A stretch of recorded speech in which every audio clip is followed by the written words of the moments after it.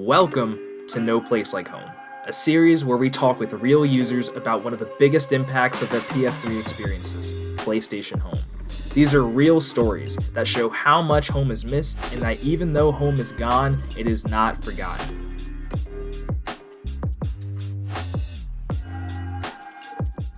Hey, how you doing? Graham here of Return Home PS5, and I am just joyed to have you here with me for a little bit of your day. This episode of No Place Like Home deals with identity in a way that we have not covered on the show before, and while every episode provides us with a unique perspective from the eyes of various players, this one is a little different, and we want to thank Nico for allowing us to help her share the story of how PlayStation Home helped her find who she is and be who she is today.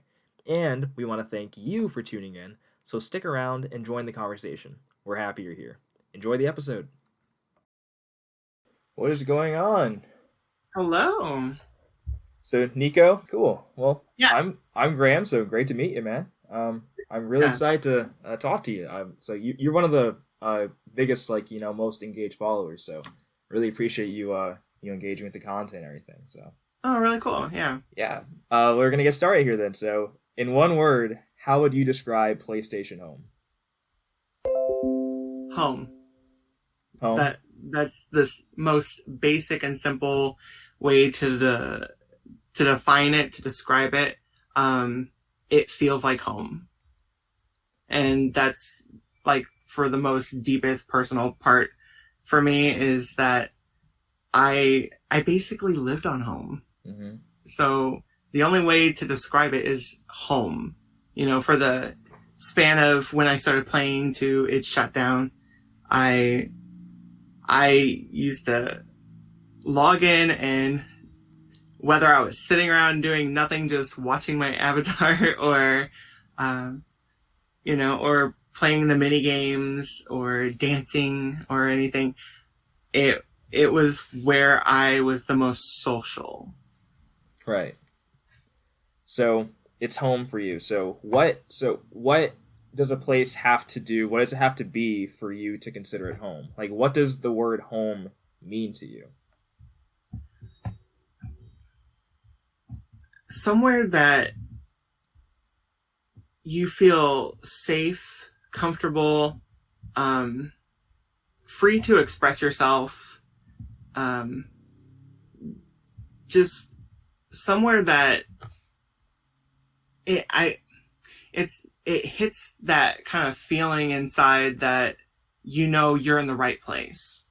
And even if there's like a variety of different feelings, opinions, or whatever differences people have, everything can come, fully collected in one space, and just like being in just your own actual home and Right. everything. You've got your different family members that may have different outlooks or different ways of expressing themselves or whatever. And, home is just where you're collected, where you are yourself, your most truest self. For some people, that may not be the case. There's people who aren't as open with themselves. And then there's, there's a lot of different dynamics, but home is just where you can find your center. And a lot of people say, home is where the heart is and everything. My heart is definitely with PlayStation Home, even to this day. Yeah, same here. And I think you're not alone in that. In fact, this is the fourth content feature that we've done a podcast on.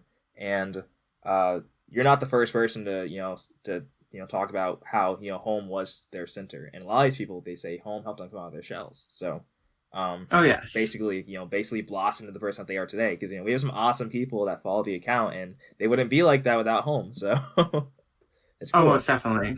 It's cool. So how did you first find out about home? And what was that first experience like? Do you remember? Yes.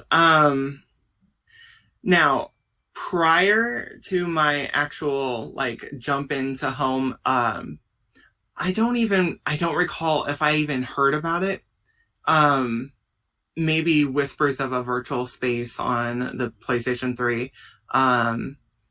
I was actually at the home of someone I was working with, and they had a PlayStation 3, and allowed me to just mess around on it, just to do whatever, play a game or whatever. And we turned on PlayStation Home, and I thought it right away. I was like, this is the coolest thing, because something that I'm really into is like virtual reality, virtual spaces. Yes. In the things that I play and the things that I watch, anything you can make a character in, I'm sold. Right. You never, if you're in that kind of category of what appeals to you, like there's the whole cyberpunk game coming out whenever, and that's appealing to me. Any kind of like really cool virtual or cyberpunk or data or anything like that, it's going to catch my eye. So we loaded this up, and I was allowed to run around as this person's character, and I believe there was slight jokes and worry of like, hey, don't do anything too crazy, because I've got a reputation or something. Don't get me banned. And right. And me, I'm just like, okay, can I change what they're wearing? Can I, run around and do this? And I believe one of the first spaces, aside from the Central Plaza, was the Konami penthouse, and went and did a little of the dancing Running Man kind of thing, just to mess around, and I thought it was the coolest thing. Yeah, that's really cool. Yeah, I hold that memory to me, because like it's just like, this is the start of something much bigger. Yeah, definitely. So what year was that? Was that towards the beginning of Home, or was it? I would say it was around the 2009, 2010 period, because like I had not obtained a PlayStation 3 myself until around that holiday 2010. So it was before that that I was introduced. Yeah, I was gonna ask if you had just like seen it floating around on the menu on your own system, but so you didn't have one, so that was like you saw it before you got one. Oh, and it was definitely that was a selling point for the platform itself, PlayStation 3. I had a PS2, and I had a lot of great games with that, but it wasn't built for something like PlayStation Home. Of course not, yeah. Seeing that there was a virtual world built into the system, I had to buy a PlayStation 3. Well, definitely. I didn't buy it. It was given to me. It was a gift. But like, I had to want it. I wanted it. It was a need.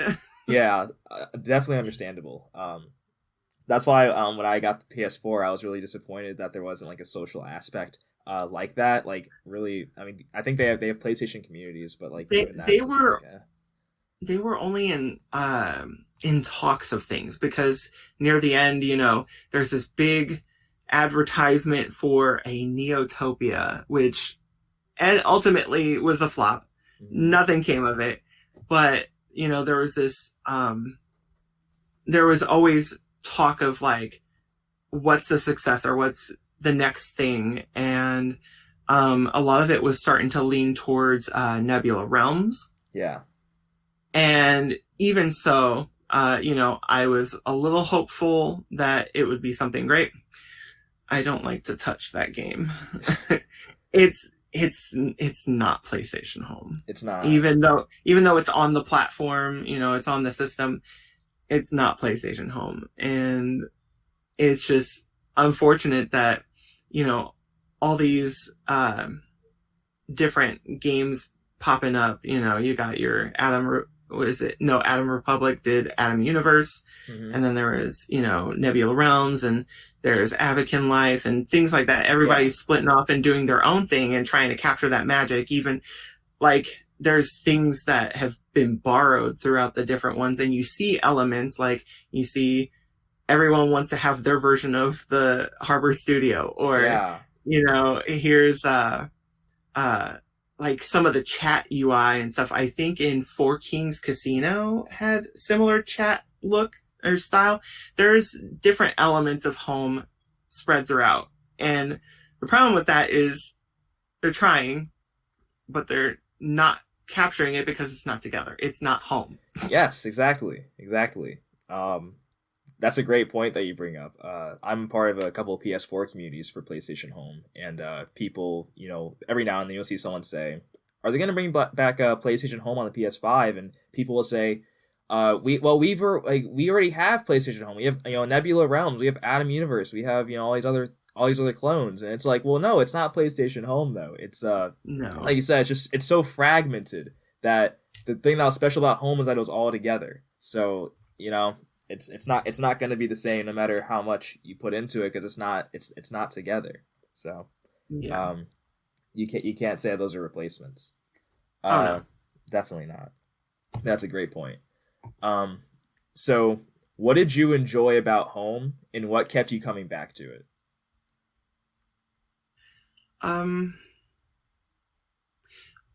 What did I enjoy about Home? Yeah. And what kept me coming back?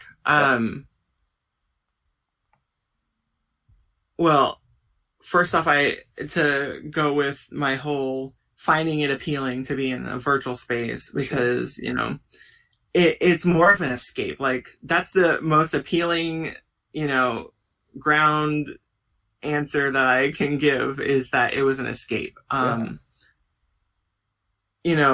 Regardless of what year it is, what's going on in the world, ultimately, yeah, the graphics outside are pretty bomb, but the gameplay's not there.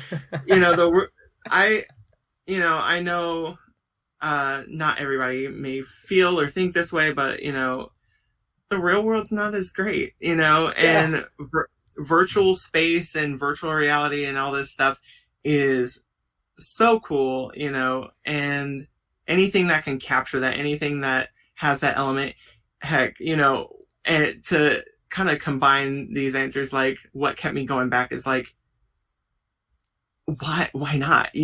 Why not? You got access. I had, what were the personal spaces, like anywhere between $5 to $20 or something, and and like I could have a whole wardrobe, I can have a mansion, a yacht where a freaking whale pops out and everything, or dolphins and stuff like that, for that little amount. And I can just keep my little happy butt planted with a controller in my hand. Sign me up. Yeah. I'm going to keep wanting to go into that.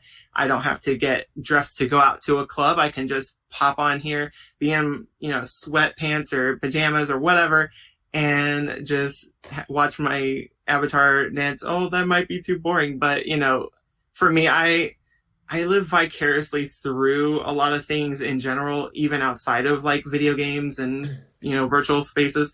So for me, it just makes sense for me. Like, yeah, its main appeal is that I can do so much without having to lift a finger barely, Exactly, yeah. I think that's part of the big appeal of video games. But definitely, now that we have virtual reality capabilities, you would think this would be a no-brainer. Especially since, I'm just thinking of it as, we've had 5 generations of the PlayStation. Well, we're going to have 5 generations. And it's all been kind of the same, what I mean? It's all been just kind of like the same. It's just, just games. Game. But there's nothing like, hey, what else can we use our system for, What else can we use that will define next gen? And I think that, PlayStation Home, that would be, virtual space. Just, hey, it's not really a game per se. It's just you go into it and you just hang out. And it's kind of like a Second Life type of thing, you know what I mean? Oh, yeah. I think that can be marketed pretty well. And I think that would encourage a lot of people to buy the system. Heck, I would buy the system just for PlayStation Home, probably. And people, any of these gaming companies or anything that has a hold of a virtual world, I don't think they fully realize how to utilize it And, PlayStation Home was kept in beta from birth to death. Yeah. And it was always evolving though, so that made sense to me. But it, you just have these games that don't come to full realization. There's always that potential, but what are you doing with it? Exactly. And even with you had mentioned Second Life, even that has its grab, but it's also what are you doing with it? Is it as advertised? Like, I see all these like images and pictures talking about Second Life, or even virtual spaces like IMVU or whatever. It has all this pretty look, like, hey, you can make this awesome avatar and do all this fantasy stuff. But what they don't tell you is, at the bare bones of it, it's not great to look at. Some of it's not user friendly. You have to do so much. You have to work so hard just to get started, or you have to put out that money. And for PlayStation Home, you just pop right in. You can dress up, however, hairstyle, whatever, and you just pop in and experience it. For games that spend a lot of time either with a tutorial or it's not as advertised, even though PlayStation Home, you couldn't even really fully grasp anything in like an advertisement. It's just there. It's an experience. You just jump right in, and some people just fall into it. They're like, oh, hey, what is this on my PlayStation? And then they go in and like, whoa, I can just hang out. Yeah. So easy. Yeah, I don't think they understand the what to do with it either. I studied rhetoric back at university, and I got a lot of appreciation for basically just how to make people feel things, right? So with video games, you can appeal to visual senses, you can appeal to the emotions, and you can provide these experiences more than other mediums can. So when you have a virtual world like this, and it's literally like anything is possible, and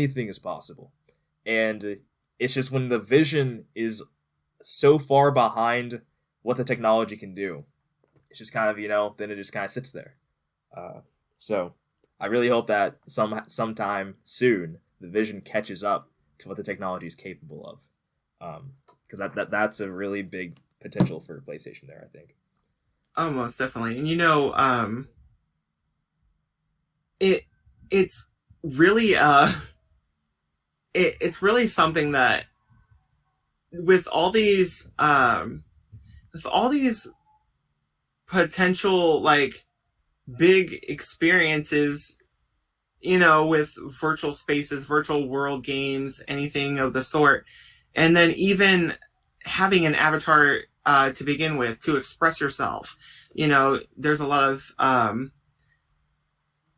hype and talk around like VR chat and what you can do with that, and having like the headset and the gear and everything to move this avatar in this 3D space and everything. And even like all these VTuber, or like with the virtual avatar that is presented for the like YouTube personality.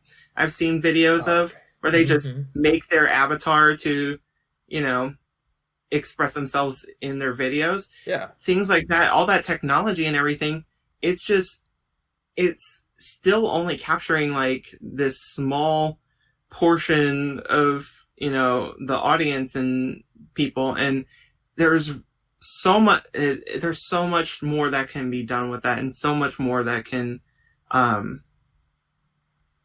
they can just do so much more with it. They can. And like I just stated, where even where they don't have it, or they have these games, but they don't fully utilize it or bring it to its max potential or what it can be used for. Same thing can be said. It's just like, what we have all this technology. Let's stop playing around with it. Let's use it. Let's Yeah. do something more that's meaningful, that's long lasting, and not just be something of let's get pulled in with, and we get so immersed that it's not even a thought of, okay, what happens if this is done? Like, even with like MMOs and stuff that you play, when is it getting shut down? You know, that dread and everything, and you want to experience everything you can, level up, you do whatever, meet the people that you meet, and, you know, I know it's not immediate to think like that, and every game and every, you know, platform has its lifespan, and everything comes to an end and everything, but something like PlayStation Home I feel, cut too short, and it was isolated on the PlayStation 3. And what do we get? PlayStation 4, and you can make a PSN chat that, you know... Right. It's just such less quality. It's not as personable, and like you were talking about the different social medias and everything, there's only so much you can do in text. Yeah. You get so many conversations that get so out of hand and so mixed matched, and everybody's like either getting the wrong idea or, you know, lashing out at each other because they think someone's yelling, or you can't really translate text as well. But having something set up where you're an avatar, you have a way of expressing yourself. You can make your character wave. You can make them smile, even, you know, depending on what game it is, whatever. You can further express yourselves, and in your appearance, whether it's armor or some casual clothes or something, you're telling the people around you in this virtual space who you are. Exactly. And I think that you'll hear that a lot about avatars in games, you know, like the appeal of being able to, you know, customize a character, and, you know, most games now have some sort of character customization, but it's even more special in Home because that's supposed to be you, you know? It's not like you're playing, you know, Fortnite and you're customizing, you know, like, oh, let me get this beanie on this character or whatever. It, like, that, because that's not you. That's, you know, the person you play in Fortnite. But on PlayStation Home, that is a direct representation of Nico. That is you. Right. And I think that's really cool because that's really personal to people. So, I mean, even if it's outlandish and zany, and you could change your avatar to a freaking dragon for all I care, it's still something that says, hey, this person clearly likes dragons. Yeah, you know? exactly. I had a Scream outfit on PlayStation Home, and you just go around with the animation with the knife and everything. I remember, and I remember that outfit, that costume, and I would see like people in that costume just kind of like slowly come up to another person, and then you would either get no reaction, or they would play along and like run away from you or something. And then you got all these I don't really unique individuals who like have I guess you would say like a kind of a troll aspect to how they represent themselves. Like they're not taking it too seriously. You got, but you know, you get the avatars that may be of certain body shapes and wearing like a bikini or something, and then like have this absurd like Oni mask or hamster head or something, and just run around, and it's so funny. It's just so funny how expressive it is. Yeah, man, I just wanted to real quick. So talking about the Scream outfit made me think of these other outfits that at least that I had. And like, do you remember the skateboard one? Like, you had a skateboard, you could go around and like do skateboard tricks and stuff. And then there was like a breakdancer one where you could just like break dance. Do you remember that? Yes, I remember the breakdancing more than the skateboard. I remember like the what were the pets called? The pets. I know they called like the different emotions that you could do, locomotions or whatever. Oh, okay. Like you can, but I forgot what the companions maybe. Maybe just. But I remember some that were like robots or skateboarders, or like and they were like these small little characters following behind you, and it was so neat. Yeah, it was really neat. You can even do that with marketing. Just have like a, if you got like a brand mascot, or like I know they advertise Ted, the movie Ted, in PlayStation Home. Yeah. And then you can do that little mini game, or I don't know if it was a mini game actually, if it was like just some event, but you could go to the event, interact with it, and then you got Ted as a follower. And I was like, so that was my follower, and I was like, I think the only one I ever got, but I was like, this is awesome. Oh yeah. So, did you meet anyone on PlayStation Home that you still keep in touch with? Yes, and actually, one of probably what I would say is like my best PlayStation Home friend, actually messaged me earlier today asking how I was doing. Hey, like there's a few people that I still keep in touch with, even to this day. Some people that I'm sure we both forget. Oh, we actually met on PlayStation Home. We just don't think about it. Some people that I'm just, I still keep in touch with. Yeah.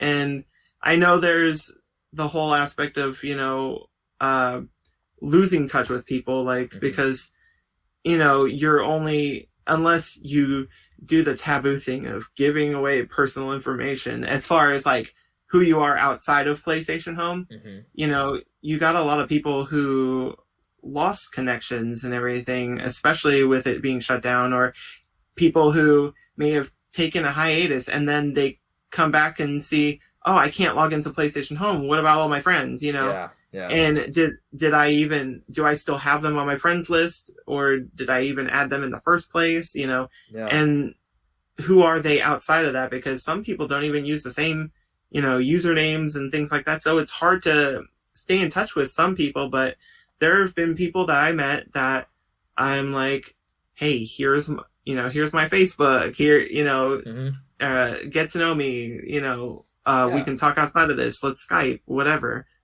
And yeah, there's some friends that I do keep in touch with. And like I said earlier, someone that I would consider my bestie on PlayStation Home would message me and say, hey, how are you doing? That's awesome. Someone who I hung out with a lot, That's so cool.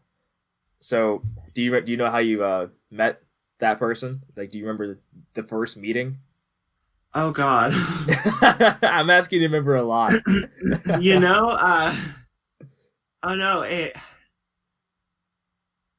it's just so weird. For me, I do hold certain memories for people that I meet where I'm just like, I will never forget how I met this person.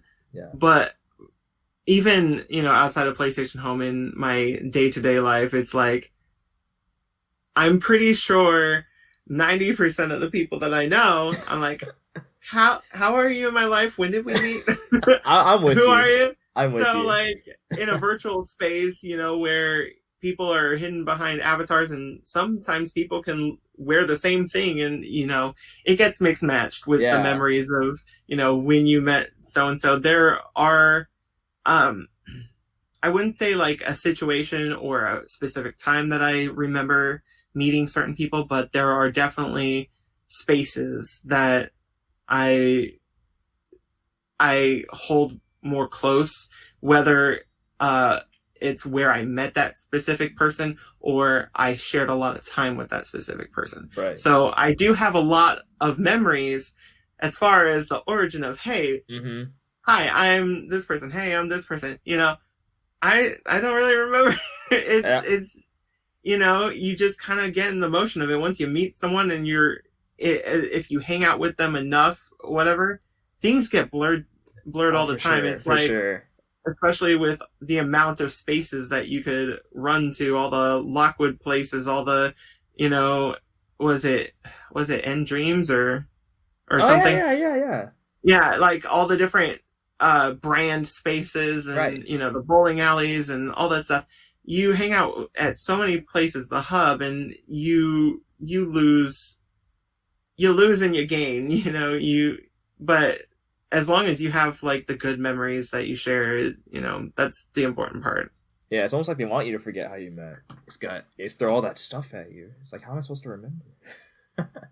Oh yeah, Uh, it can be a little overwhelming. yeah. So, do you have a favorite home memory? So you've got these memories. So which one was your favorite? Oh God, even Or that's one of your favorites? like Or one of your favorites? that's something to think about. I I have to say that I I don't really hold a lot of the fun memories, favorable to like in to go with what you're asking. One of my favorite memories seems to be more along the lines of like sad times, because there's certain people that I interact with or interacted with, and it didn't turn out so great. Like, it was for a moment and then it stopped. But I still hold on to those kind of feelings and memories and emotions that were behind it. And, there's so much fun to be had on PlayStation Home. I don't think I can simply choose a favorite good memory. But I do have some memories that, are not as pleasant, but I still favor and think about and hold close to my chest and everything. I've had a lot of great times at the the I'd say I've been to so many places. I spend a lot of my time at like the most basic spaces too. Central Plaza was where I chilled the most.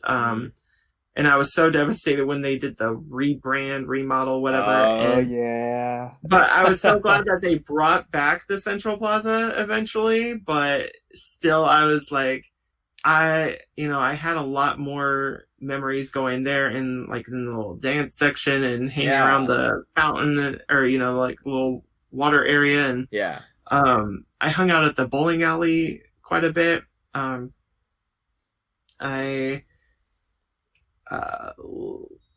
would say that some spaces that I really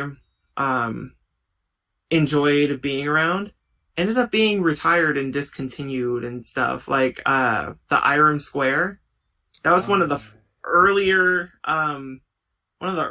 spaces that I hung out in, and it was so cool. I love all the little Japanese themes and everything. And like the little mini games where it felt like a carnival and you won like little masks and dolls and things that you can put in your personal space, and I thought it was so cool. I really enjoyed it was another Irem area. It was the Seaside Memories Beach. Yes, I love that place. A lot of people love that place, and God, what was even the question? Like my favorite memory or favorite? It doesn't have to be your favorite. Just any memories that you enjoyed. That I enjoyed. I really enjoyed. What is it? The Granzala Island Hideaway something. It was that like hidden away like tropical island space. Yeah. And I remember, it was like I think it was during a Valentine event or something. You could like fly around with someone like hand in hand and like do this like little, lovey-dovey romance, and I remember how cool it was, and I was just like, well, my character is just going to be in this goth Lolita outfit, and, I'm just going to doll up and, be all extra, even though it's like more of a tropical hidden getaway and stuff. You don't care. You're not getting yourself wet. You're just flying around and taking pictures, and I thought it was so neat. I also really liked, I think it was Lockwood had a space that they did a lot of events, and there was one tied to like, I don't know if it was something, it was egg related or orbs or something. and you ran around and collected the eggs, and you would unlock different either objects or clothing pieces or something. I spent so much time just running around this big ass room with, collecting these eggs, and I remember the popping sound and everything, and you had to collect a certain number of them.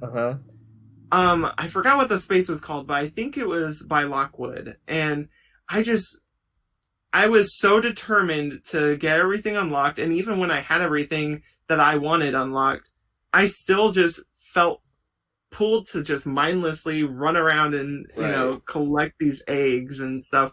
There was I think dragon statues or something, cauldrons. There was something with a cauldron, I remember, that you would run around and collect things. There are so many different weird mini games. There were probably those are some of my favorite parts of the home. The weird mini games. I like the Siren Lounge one. That was a lot of fun. Did you ever play that one? Oh my god! Oh my god! It was one of those games that I was just so scared of. But I still wanted to play it, and it was the cool place to be. You had to you had to play it in order to be really on PlayStation Home or something kind of thing. Yeah, rite of passage.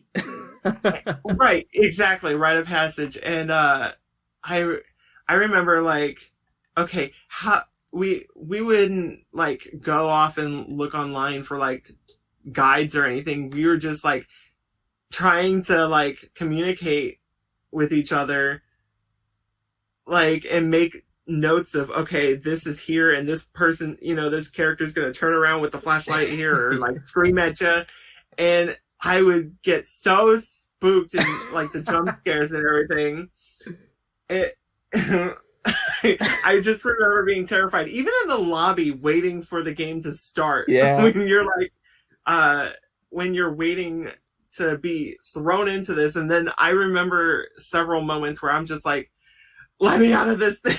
I don't want to deal with this. But even after leaving, I just wanted to start it over again because I wanted to complete it. Right. It's kind of it's October now, so you got the what are they called? Haunted houses and stuff like that. So you're waiting in the lines, you're a little scared, oh man, it's gonna really spook me. Oh yeah. So it felt like. Speaking of Halloween, I loved the seasonal decorations or changes to some of the spaces Central Plaza. Yeah. How they turn that central fountain area into this giant, they had a giant pumpkin over it or a jack-o'-lantern or something. And winter there would be snow everywhere, and and I remember some of them had a stage over it and cannons and things that you can be launched into. They did a lot of neat seasonal things for some of the spaces. I don't remember all of them, but there was a lot of good ones. And then they branched off into making more unique spaces for the Christmas events and stuff Winter like that. Wonderland, I think that one was called. Yeah. Was that the one that had the game for Yeti Hunter or something? Or it was a Yeti something. And I just remember being in snow gear or something. And you can either be this patroller person or someone in a Yeti outfit. Oh. And you would go around, and I think there was some laser pointer or something, or some way of tagging the other person. It was some zap ray thing. Okay. You sound like you're describing a fever dream to me right now, but no, I'm just kidding. It's PlayStation Home. It's PlayStation Home. That should explain everything. Yeah. What does this mean? What are you talking about? What are you under the influence of? And I'm just it's home. I'm high on home. Oh yes. Yeah, the Winter Wonderland space. I'm all I remember from that. I don't know if that had the Yeti thing or not. I just remember the elves and like they had a little like photo booth there, and you could like talk to Yeah, Santa. yeah. I think Santa was there at some point. Yeah, Um, you could take pictures there with, or there was like you said the little photo op yeah, moments, yeah. and I remember a hot tub, and was there a giant frozen dinosaur or something, A or giant some frozen kind of, dinosaur. or a teddy bear, or there was some Some giant giant thing. animal structure, and it was a polar bear. Oh It was a giant, yeah. it was a giant polar bear. Why did I think it was a dinosaur? It's home. There was No, a dinosaur in the hub one time. no, there was a giant dinosaur in the hub Yeah, at one point. yeah. I remember. See, there's so many different spaces, so many zany things It that all they just could do. blends together. Heck, the graphics don't even stay consistent. You get like cartoony like spaces with that run zombie run or something, Burn and zombie. you know, Oh yeah. or burn zombie, Yeah, burn zombie whatever. burn. Yeah. Yeah, and you got the mazes and everything. One of the coolest moments that I had to go back on like fun memories and stuff is like getting, like, who cares about the rest of that space? It was a giant space with like all these like maze, like hedge maze kind of things. But once you got to a secret dance floor, or it was like a dance party. Yeah. Kind of a rave thing. I loved being in there, and I didn't want to exit. But you can also see shadows of people running around, like trying to get to where you are, and it was so cool. Yeah, that was really cool. I think someone talked about that just today. We made a post today, and somebody commented about the Burn Zombie Burn nightclub or something. Oh yeah. There was just so many cool spaces to hang out in. Another space that I spent a lot of time in was the Dolphy. The dolphin racing? Races. Yeah. Oh gosh, I have no recollection of what I named those things, but I was rooting for them, and I was so determined to get whatever. There was like little glowing horns that you could win, like a little headband or something. Mm-hmm. That's all I really cared about. I didn't care about anything else. I wanted to win those things, Right. Because it was so cool seeing people run around with them. But also, I really liked leveling up the dolphins, and or like you get different ones with different personalities, and it would make them go faster or something. And I was just like, "Come on!" That was probably one of my favorite spaces as well. Now that we're talking about it, I think about dolphin racing sometimes, but I don't never go that in depth. But I remember, being there with friends and just like having so much fun, just watching them go around and like going like, come on, I gotta win this. And even the music and everything, the little tune that would play, and it's just all these floating platforms in the sky and are in the space, and you have all these teleporters leading you to each space, and you can like watch it and just see it play out or something. And there would just be the countdown, and everybody who's submitted gets ready, and you can be in the little hub, and they float up and everything. I just really enjoyed that space. Man, you're making me go through some emotions right now just recounting all this. Oh God. Oh, I can go into details. I can get detailed. I can get detailed. There's just so many excellent spaces. Even like when they introduced like the adventure district, like the different districts. Yeah. The adventure district was a cool, like jungle-y feel. All the ones that made you like go out of what was a normal casual space. I always really like how zany they can be. I really enjoyed the Wipeout Museum. Oh yeah, yep. I love the Wipeout Museum, and that was before I even knew what Wipeout was. And I was like, seriously, oh, it's a racing game or something.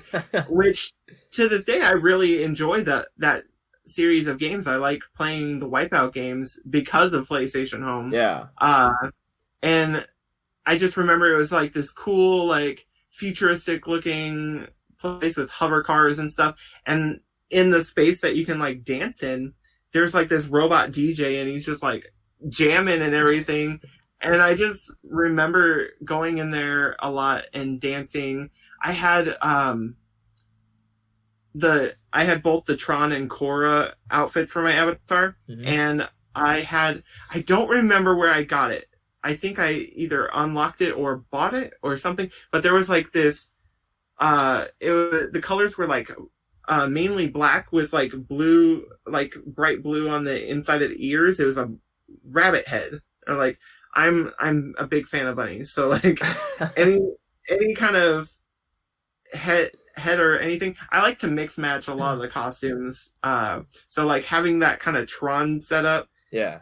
Even though it was from, the Tron movies, mm-hmm. It was really cool to like make it more my own and have a separate like helmet piece that right. It made me look like this futuristic cyber bunny bunny. And it was just dancing in this futuristic looking space with a robot DJ. It was really cool. Yeah. So, this was probably a few weeks ago, maybe even a month ago. And forgive me for forgetting, but you were asking about you're making a space in some other game. Home theater. I think you were talking about.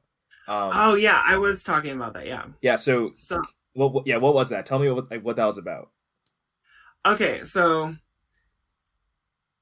they took home away from me, and I just want home back. And so, in any way, shape, or form, if there's a game that allows me to create, I'm going to create, home or mm-hmm. get close enough to it. Yeah. So to just backtrack a little bit in the story is, like a few years ago, I had made an attempt, and I kind of went on this hiatus about it after I got to a certain point, but I wanted to recreate the Central Plaza initially. Okay. Mm-hmm. And I was utilizing The Sims, the current game is Sims 4. I was using that to, I went on the biggest, lot space possible, and I was trying to build as best as I could with, what's in The Sims, the Central Plaza. And I think I did pretty well. Mm-hmm. But at a certain point, I didn't have, it was only a few packs into The Sims. I don't know how familiar you are with The Sims, but like... Love The Sims. You love The Sims? Love Excellent. The Sims. So I don't have to talk to you like you're a child that doesn't know anything. Nope, I understand. Okay, so... it was only a few packs in, probably up to the first expansion, Get to Work. So utilizing all those packs and everything that I had at the time, try to recreate the look of Central Plaza. And I even have some screenshots I can totally send you sometime. Yeah, definitely do that. It was really cool. And eventually I plan on just retrying it because there's so many more packs now. Yeah, so... And so I could probably do a lot more of what I wanted to do, especially with there's a mod called the Tool mod, which is like take objects off lot. Mm-hmm. That's what it kind of stands for. And you can do so many cool things with that. So I want to try and go back and do that. But also, like I said, any kind of space that allows me to build and create and stuff. I don't want to create anything original for my own head. I just want, I want what's familiar to me. I love recreating things. I love recreations. Heck, in Minecraft, I had the ambitious goal of recreating the Kanto region of Pokemon. Oh my god. I made it all the way to Cerulean City. Oh my god. Do you have pictures? Yes. Oh my! I still have the map and save file and everything. That's amazing. One of the most proud moments of that. This is totally off topic, Go for it. But like, it was so cool building the Mount Moon. Like it felt like a dungeon. Like trying to connect all the floors mm-hmm. and make it cave, Minecraft being all cave-like and, you digging around and stuff. It's so cool that, I'm making all these routes and towns and they look really cool. I was using like the sprite maps for reference and things like that. Oh, God. And getting to Mount Moon, I'm like making this whole dungeon experience and flying around in and out and, you know, just messing around in creative. And I made it to Cerulean City. Like I said, I love recreating things. It's fun for me. So projects awesome. like this and recreating spaces that I really love. And one thing that I'm a big fan of is PlayStation Home. So, you know, fast forward, I'm not to say that I'm even thinking about this now, go into Minecraft and build PlayStation Home like spaces. But so fast forward, I recently got into this game, and it's of the adult variety. But the fun thing about it is I don't really care about it for those features. There's a build mode in it, let me tell you. And you can just take these simple square pieces or circular spheres, whatever, and you stretch and pull them and rotate them. And there's limited textures and things, but you could do so much. And yeah. I believe you've seen some of the screenshots that I've taken. Yeah. And that's all coming from like squares and stuff that you rotate and you lock to a grid and you can rotate and stuff. Mm-hmm. It took me just a moment to learn, and like friends telling me how the build mode works. And I just went to town, and I'm currently on a break because there's a specific thing that I'm trying to do, but I'm trying to not only recreate the Central Plaza, mm-hmm. but have a few extra spaces that are connected. Okay. So like you can go in, it's not just a place to hang out in the Central Plaza, but hey, you want to go inside the bowling alley? Go right through the doors. Gotcha. With no loading screens and things like that.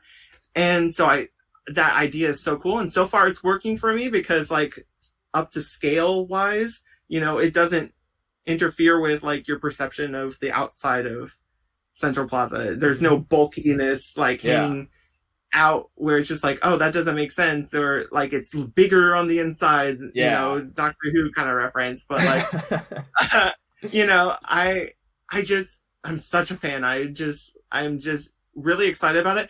And yeah, for the main aspect, it's very adult oriented. And so I get messages saying, hey, you want to hang out? And I'm just like, I'm building, leave me alone. I'm building right now. I'm in my element because one, I'm a creative person. I love doing art, and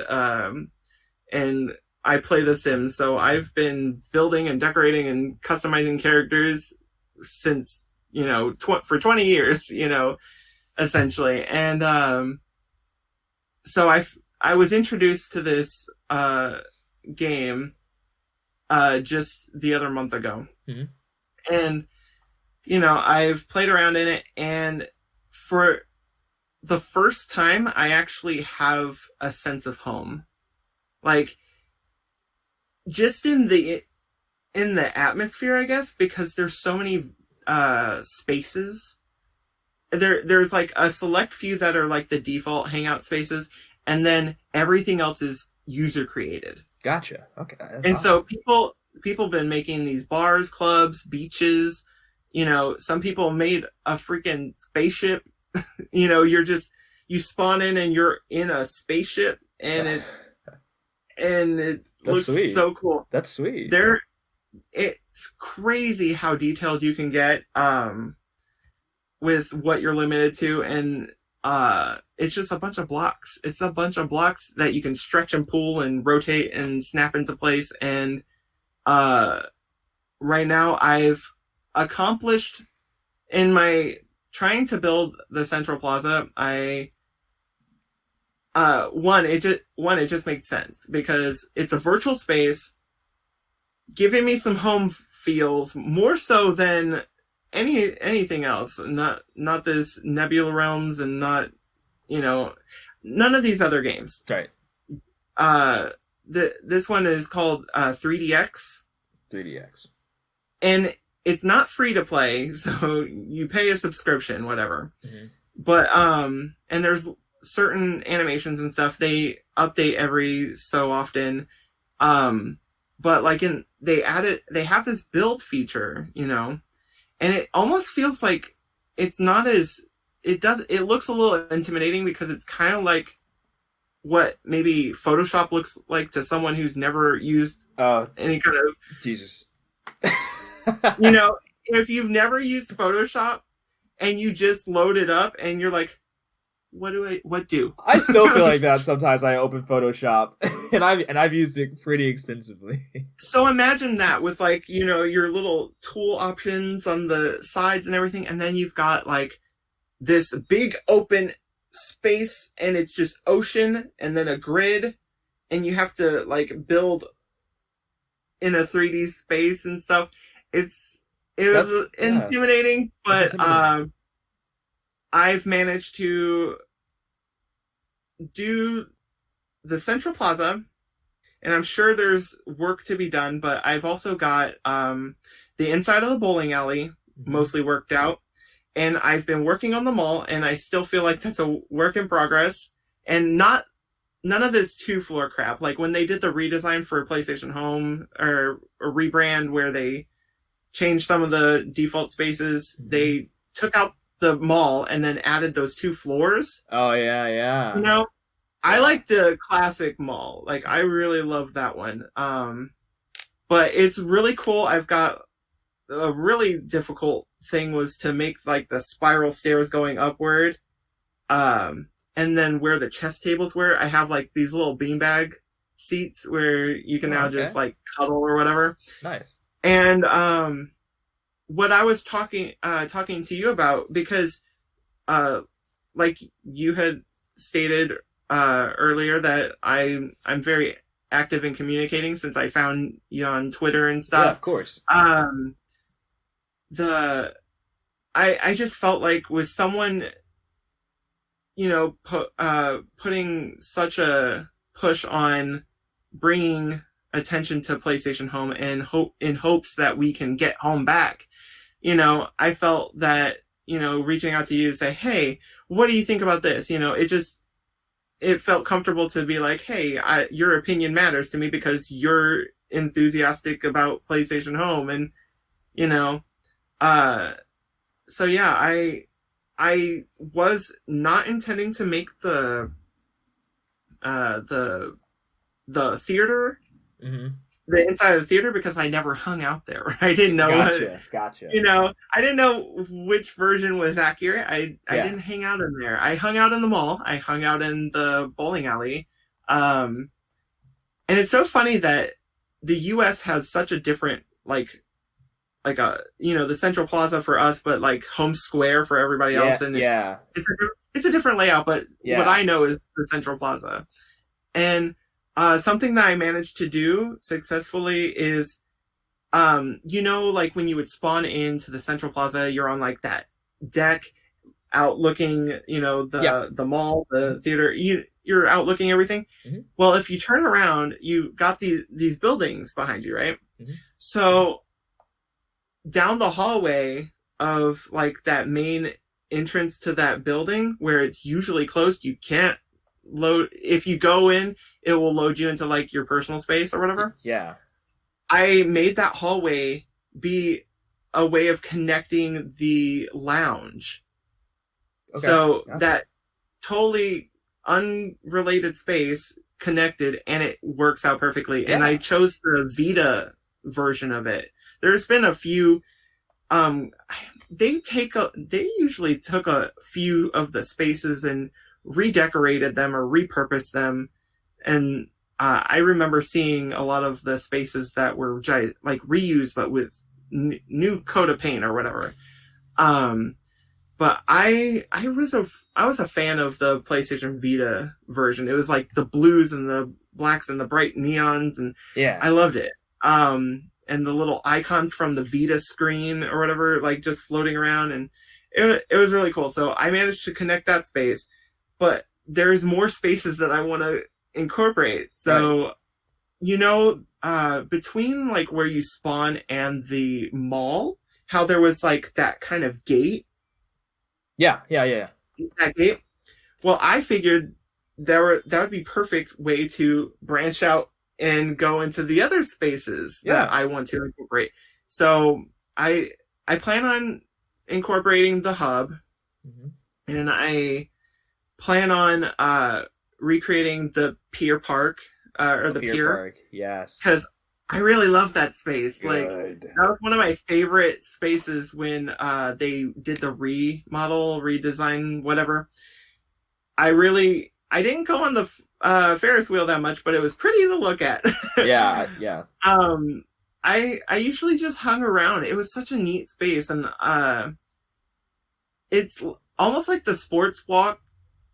I forget about the sport walk so often. I never really went there, but it was one of those connected spaces Hmm.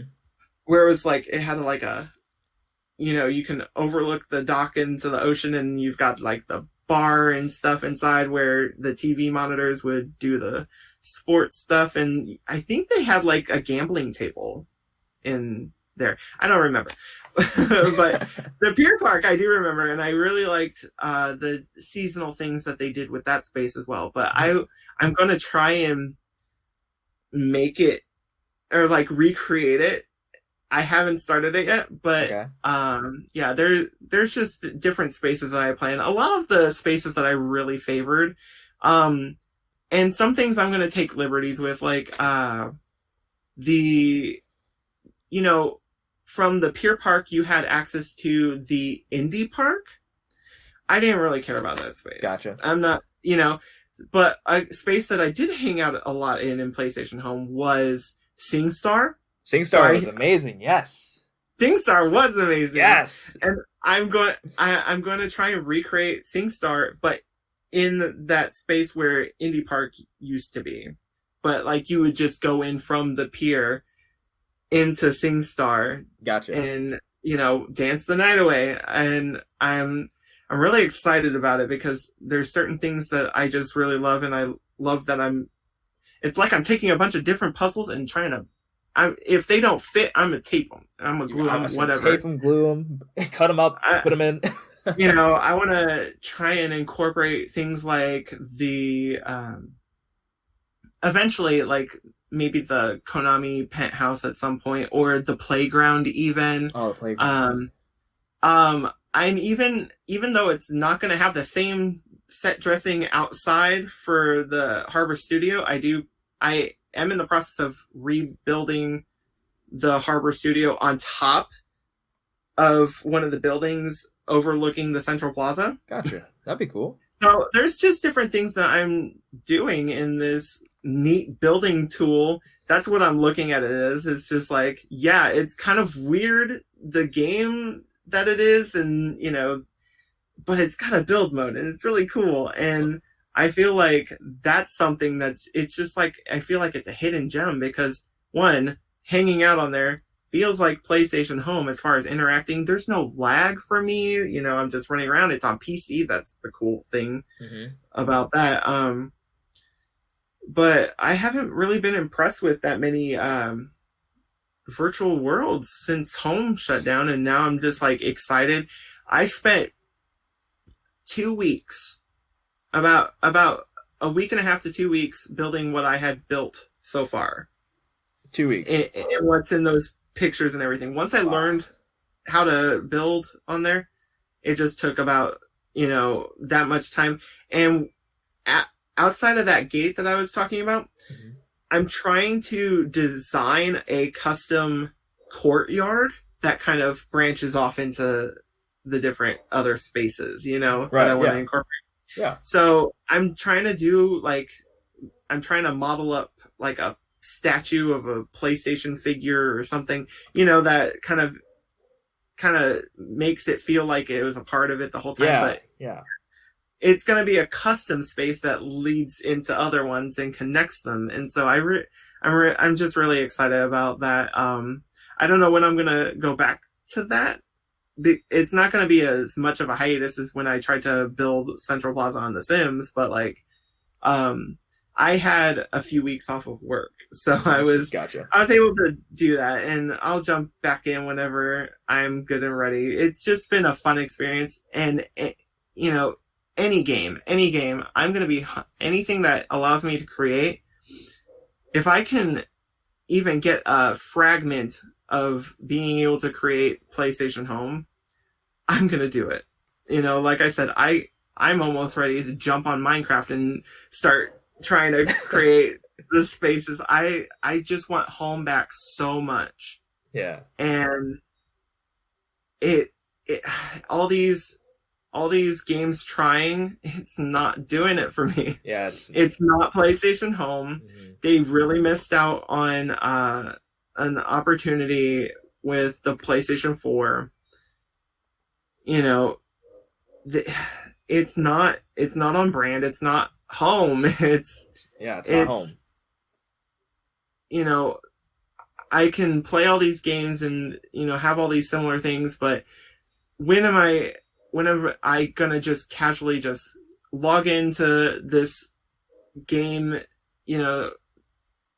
and I feel like hanging out in, was it Edo space or whatever? Oh yeah, that little village or something. Yeah, little village. I forgot the name of that space, but it was so cool. There was like a little bathhouse area, and you just get robed, and it was like steam everywhere. And I remember this little fishing game, like you could pick up the little fish. I think there was like, oh my god, I totally forgot. I just remembered now about they actually incorporated like some event game to it. Didn't they have like different yokai or oni something, or like little spirits? They had like spirits, and they changed the atmosphere of the space, and there was like purple smoke, and they made a game out of it. Okay. Oh god. I really enjoyed that, and I don't know why I forgot about that. There's just so much that you can do on home, like you had all these spaces. I remember there was this kind of there's a ninja game. It was like, it was one of the newer spaces that had like kind of an anime vibe, and you were on top of this tower overlooking like the game area, and it was like, all these like poles you can climb as a ninja and throwing stars and stuff. It was clunky. It was a PlayStation Home game, mm-hmm. But it was an experience. There was just so many different things that you could do. You were talking about skateboarding characters earlier, and the only thing that comes to mind with skateboarding or anything, or even riding on a bike, is the Acorn Meadows Park. Yes, yeah, Acorn Meadows Park was awesome. I loved it. I loved running around in it. It was so neat. And I remember at one point there was I don't know how I got it, but there was like a golden rabbit that I could turn into or make.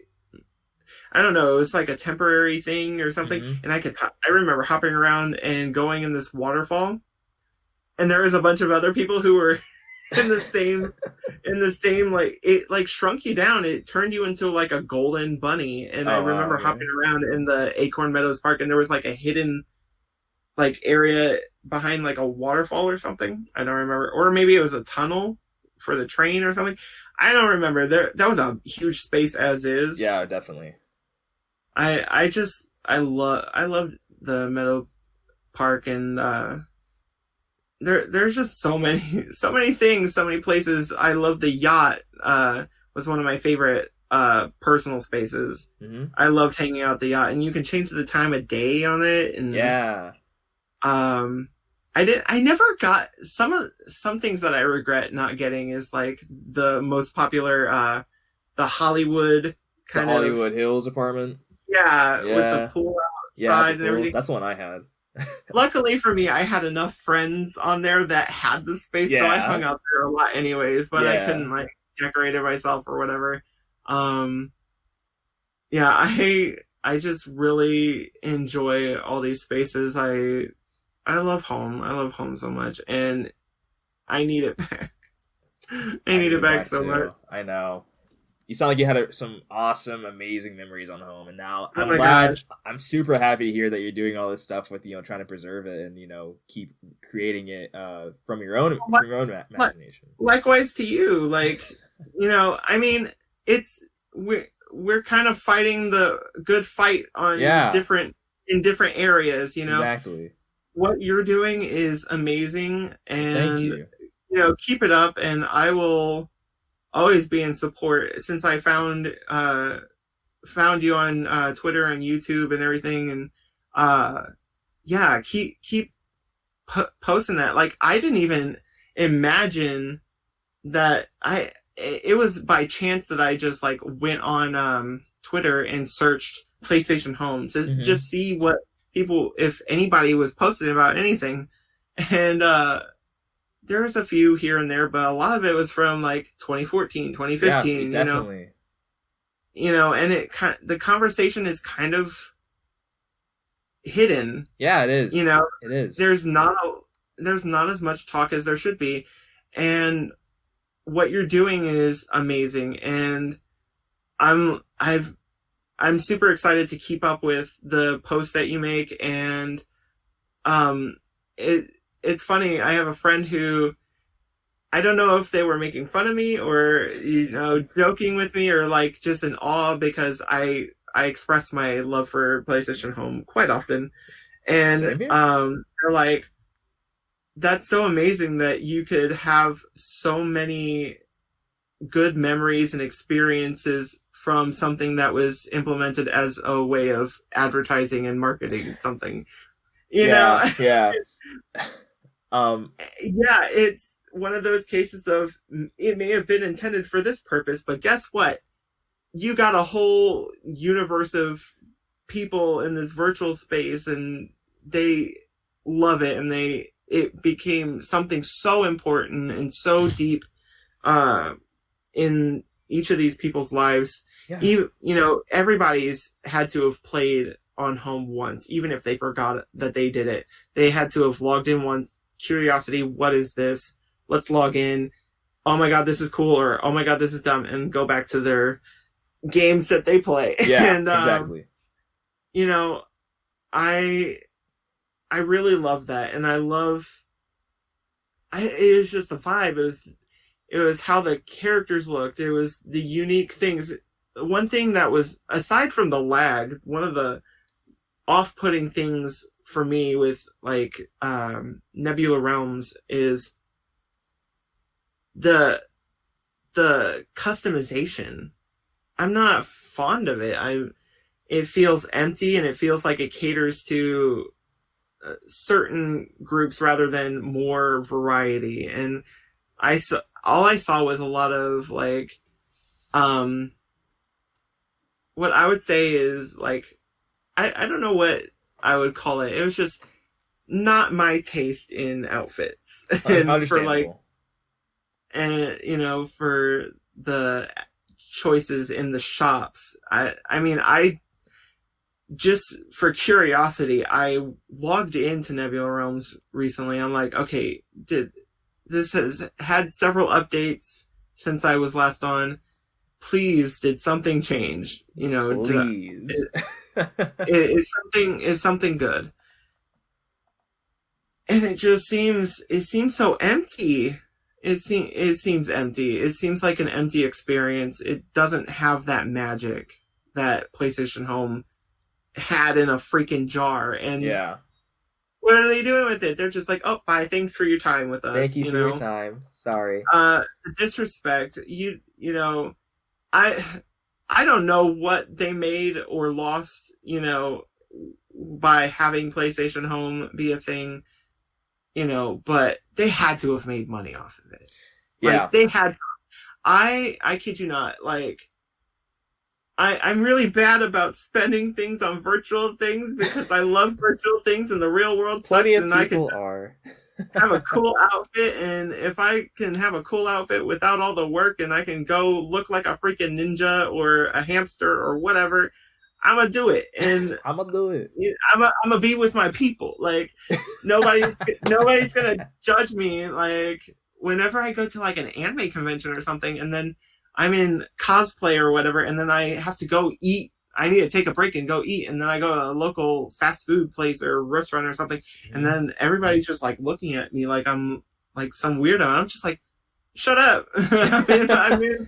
I'm in, dressed up as a character or whatever, and then you've got virtual spaces like home and everything, and it's just normal to see someone, running in a, Grim Reaper outfit with a shark following them with a laser beam, and cool things like that. And there were so many weird pets and everything. There was like so many dragons, and I remember the little dog ones, and and all the costumes from like the video games. For sure. Like Street Fighter had a couple, and Street Fighter and Metal Gear Solid. When they did something with the hub, I think, when they did that Street Fighter Tekken game, they did a crossover. Oh yeah, I remember getting some of those costumes. Mm-hmm. PlayStation Home had that magic, and they're not doing anything with it. And I just want to spend my money on it. I don't care if it's like a pay to play service. I will do it. I will sell my soul. Give me PlayStation Home back. I kid you not. Hell, I'm paying a service fee for an online adult game that gives me, similar vibes to PlayStation Home. It's not exact, but it gives me the closest vibes that I've had. Yeah. And, I'm paying a service to, just be somewhat close to it. Heck, I'm playing all these games that don't really have a social aspect that are trying to, like Fortnite, for one. Fortnite has like this party royale thing party now, royale, yep. where it's very, throw tomatoes at each other, like run into and jump in this dance area, and where they have like little mini concerts, which is cool. You can go riding on this little 4-wheeler thing and launch yourself into a pirate ship from a cannon or something. Like in this cool little island space, you can't really talk or type to anyone, but games like that are implementing those kind of social features, it's clear we need more stuff like this. Heck, The Sims 4 was originally, at least talked about originally being set for online. That would have been awesome. It would have been, but from what I hear is like they canned that whenever SimCity did poorly, because it had a lot of online features. So they're like, let's backtrack and make it just single player thing. Gotcha. Which has led to problems and things, down the road and everything. But there's such a call for like being connected and being social, and especially now in the world. Yeah. The most social and interactive game that I can think of right this moment is Animal Crossing. Oh, Animal Crossing has done an amazing job with just solidifying its audience. It came out in the right moment. Such a perfect moment for it. Everybody was hungry for it since New Leaf and everything, and there was nothing on the Wii U. The Switch came out, and and then it came right as what's going on in the world happened, and then we've got a bunch of people who can't leave their homes that have a Nintendo Switch, and there's people chasing each other and with nets and going fishing, and now you can they just did an update for pumpkins, like you can grow pumpkins and craft them into things. You can go swimming in the ocean and stuff, and it's so cutesy, and I love it. And it there are games that it's fun to play single player for certain games, sure, but for a social experience, I don't care to interact with people in person. I don't care to make that kind of effort. And I know I'm not the only kind of person who is looking for more of a isolated space. Things like PlayStation Home has provided such a way to allow people to break out of their shells, to break out of their who they are.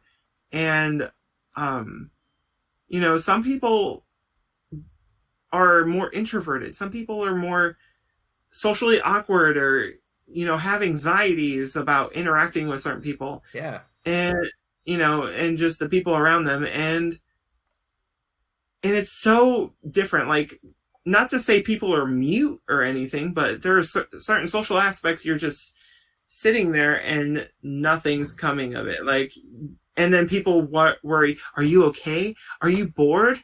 Do you even want to be here, kind of thing? For sure. And a lot of the times for those people who are more introverted or have trouble communicating socially, if they're in the comforts of their own room, and, usually this is made for an argument for people, bickering back and forth. Oh, you're a keyboard warrior and you can say anything and get away with it behind your keyboard and you're hiding, blah, blah, blah. Yeah.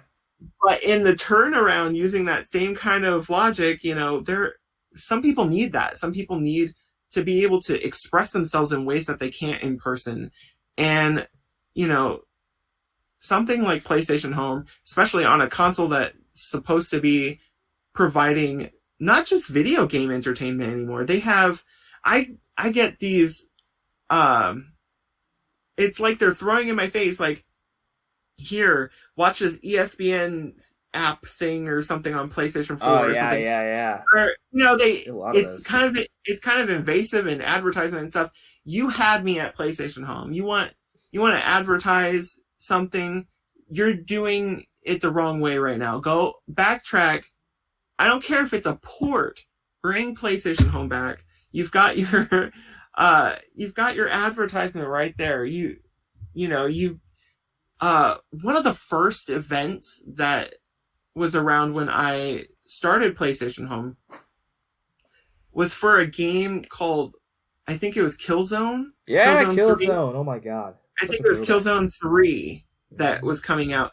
And if you pre-ordered, you got this really cool looking outfit. I didn't pre-order it, but seeing it in PlayStation Home made me want the game. Right. Mm-hmm. I never got the game, but it pulled at me way more than if I saw some commercial or trailer or something. Yeah. It was immersive. Like, there were certain games that had unlockables just for having, the game or a pre-order or something. All we get now is you can get this dynamic theme for, pre-ordering Resident Evil or whatever. In Final Fantasy, you get a fancy little theme on your PlayStation 4. Yeah. Shut up, take it back. Just you're giving me something empty. You're giving me something pretty, but it's empty. Give me something more meaningful. Some people just want to stare at a screen of their avatar looking bomb as hell, and just stop dangling something so meaningless in our face and give us what we really want. Sometimes people just, what do they do outside of the video games? PlayStation Home essentially was supposed to be a sort of hub to branch out into launching video games from with your friends. When they're done playing those video games, where are they going? What the heck are they doing? What are they doing? What are they doing? Real life stuff like chores and homework and you're trying to pull me into this system. You've got me with a virtual space that I can just escape to.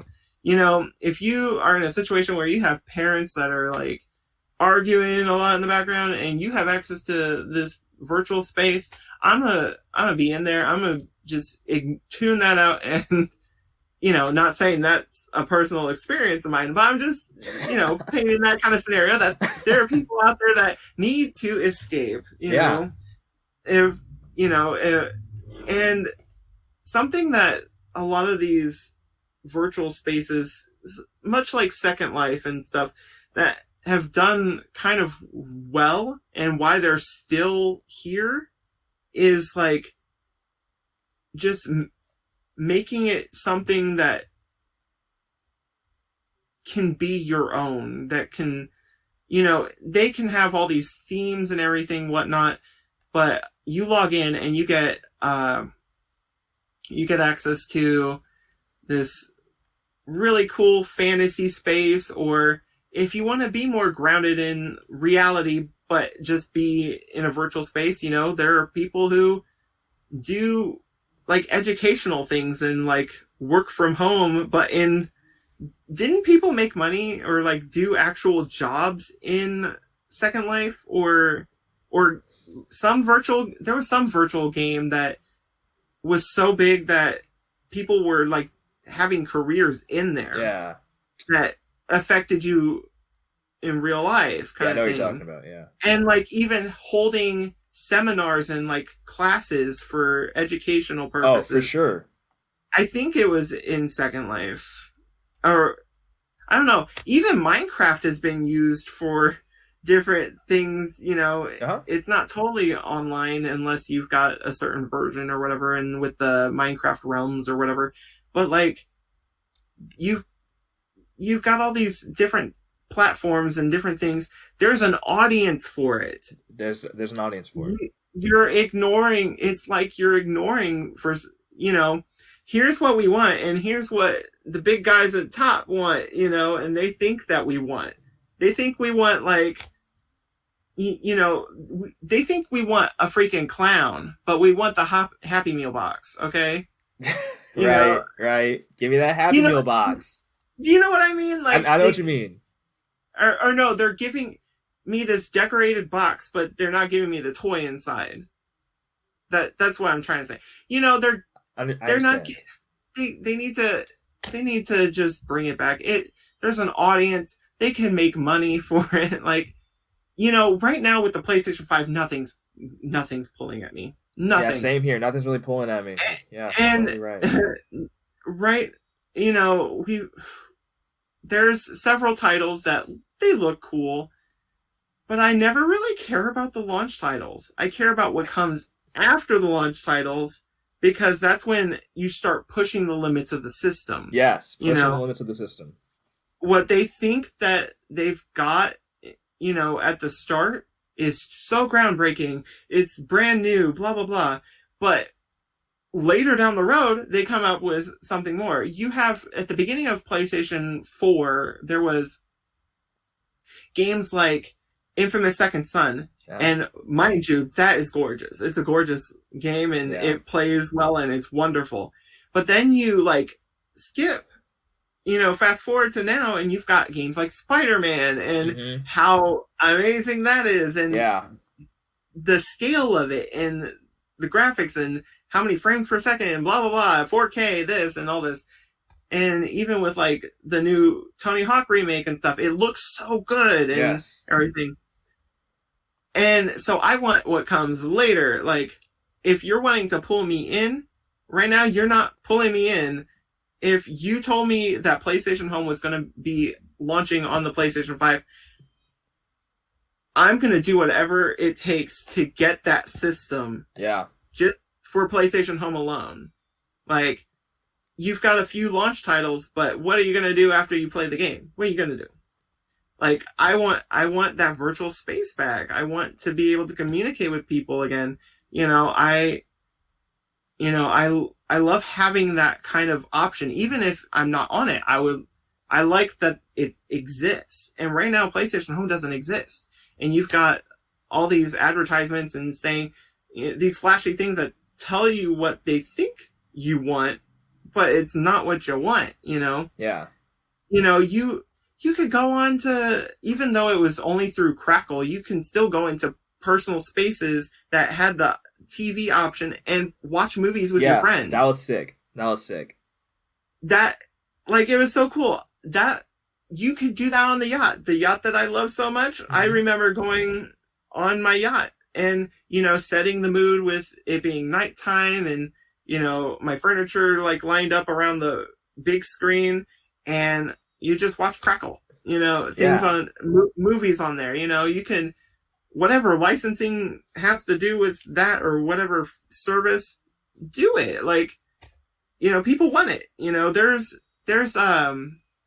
different like kind of free TV things with advertisement, blah blah blah. With like, I know one of the more recent ones is like Pluto TV or something. Yeah, Pluto. Yeah, like, yeah, you can watch things with people. You know. Yeah. You can connect the dots. The picture's there. Connect the dots. Yeah. Like, Sonny, what are you doing? You've got access to this. You know, you can do something. And something I would like to see, you know, implemented is, you know, sure, you can dress it up, make it look a little prettier graphically. You can expand on the customization with your avatar. Yeah. I've seen what some of these video games can do. Like, you got all these avatars that you can, you know, fluctuate the body and push and pull, and, you know, all these sliders and all these faces and character models and everything. Do something cool like that, you know. You know, you got all this. You had it. You had it with the PlayStation 3, and here we are 2 generations later, PS5 coming out. What are you doing? Yeah. Like, you can make so much money. I kid you not. I started playing Fortnite back in February, right? Uh-huh. I swore up and down I would never play that game, but I ended up finally caving in and playing it, and I had a blast. And guess what? Now my wallet is deceased. Deceased. Oh. There is a huge dent that I'll never get back, but I have no regrets, because even though you can't customize as much as you could, like, you can't just make your characters. They did recently implement superhero cosmetics that I saw that. Customize your own skins and everything for that. But, you know, you go into the item shop that changes out daily, and I'm just like, ooh, I got it. It's mine. Yeah. Like, I am definitely down several $100s since February. Look how they massacred my wallet. It's left dead in a ditch. No trace of family. They done burned off the fingerprints. We don't know who this person is. Like, it's just nuts. There are money pits. You know, you've got all. You know, people have been like whining about needing more complete games, like it used to be, without all this DLC and microtransaction. Well, it sucks. Things evolve, processes change, you know, and we're at this stage in life, video game wise, that it doesn't matter. You're never going to pay for a full complete game ever again. There's always going to be some DLC that adds to the story, or something that makes your characters dressed up cool. Oh, pre-order this to get a cool costume for Ryu in Street Fighter, or, you know, you're always going to have something with more DLC. You know, they did it with these days. Even Nintendo's getting on board with that, you know. Here's DLC for Legend of Zelda. Here's DLC for Pokemon. You know, it's just it's the model now. And it's the model. What, you know, you've got you just utilize it. You got the pieces. You got the picture. The dots. Line them up. I'm gonna say this again. Like, people. It's money pits. They are money pits. You utilize something today that's a more polished version of what we had in, what was it, 2007-ish to 2015. From that time, technology has moved. Yeah. But also the call for, spending on all this DLC and everything, and people were buying outfits Oh on yeah, PlayStation Home they were. left Yeah, and right. yeah. You'd always see someone wearing the latest thing. So Yeah, or I remember, like, I wouldn't always go for the spaces. I always wanted to dress myself up. Who cares about, like, as long as I had one or two good spaces that I had to myself, it yeah, was whatever. But like, there was things that added music. I was like, now it won't be silent in my, Harbor studio. I can just have this music box that plays some cool, tunes and everything. yeah. And then they got on the bandwagon of selling emotions and dances and stuff, Yeah. You say I can run faster than the default run and look like a complete fool with my arms flailing around? Take my money. You say I can dance like all those cool people on, these dancing movies, Step Up and, all these dancing films, whatever, Stomp the Yard, whatever, breakdance, pop lock and drop it. Well, pop lock and drop my wallet, because you get my money. I would seriously, in anticipation for things that were going to be released, I would look on YouTube for videos of, like, advertisements for new dances coming out. Mm-hmm. Like, oh my god, there's this dance pack. I love it. Yeah. Aside from SingStar was one of the more earlier dancing spaces that I used to go hang out in. But like, over time, there was another space. It used to be a PlayStation conference space where they, I believe they advertised like their motion controls. And you can even turn your avatar into a floating, like, one of those sticks that they used to have with a glowing ball on it. But they changed that space so many times. There was even like a David Guetta space. Oh, yeah.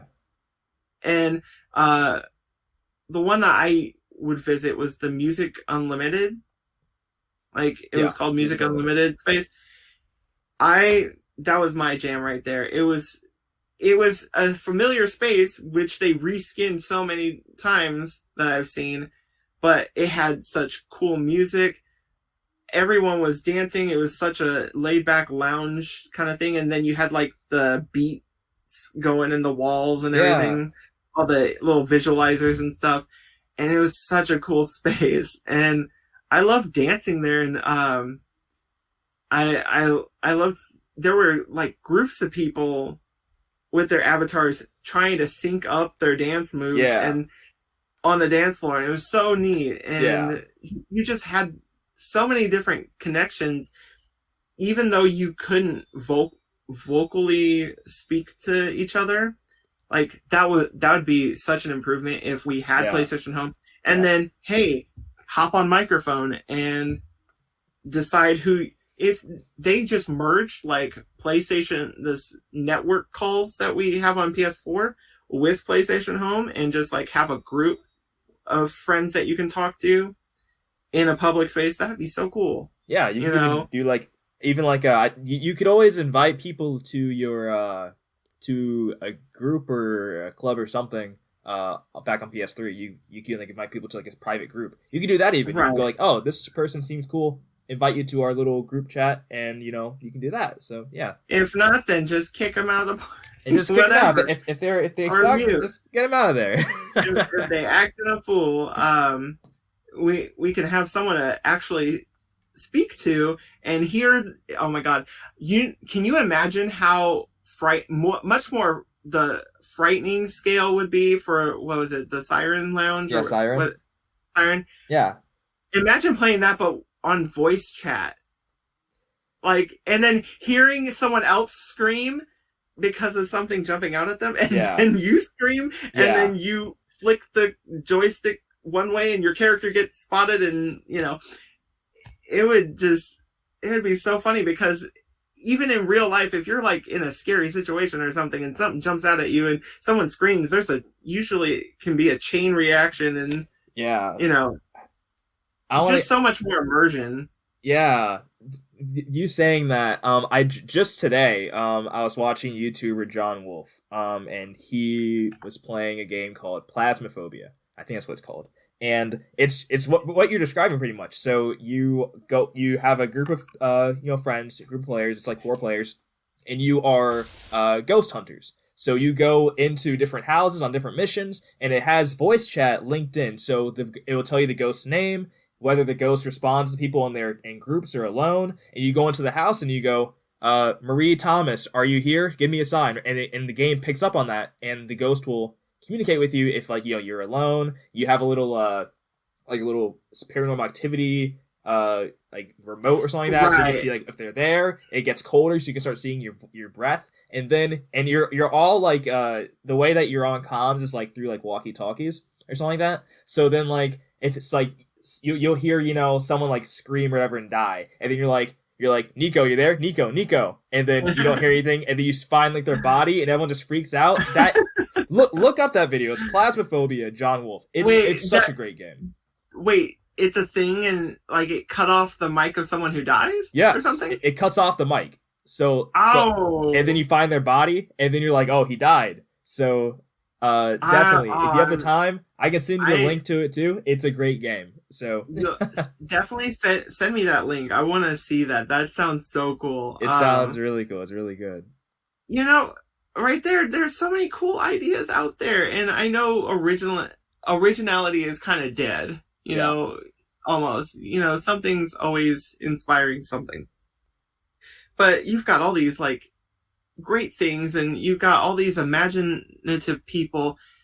Heck, like I said earlier, I'm playing a virtual game that I'm paying for and whatnot, and it's cool and all, but there's a build feature. I know it can't be super in depth, but heck, Fortnite has a creative mode. You can create. There are certain assets that they let you use to create cool things, and even mini games. Heck, PlayStation Home on the PS5 and having a creative mode like that. Yeah, that would even help with having voice, having more character customization, having having to be able to create more of your own space, more so than dress up spaces. Yeah, they can limit it, but add some thing to the mix. You've got games like Dreams. I've seen a lot of people play Dreams, and they create their own little games within it. Amazing. And what they do with Dreams. People have even recreated spaces in PlayStation Home in that.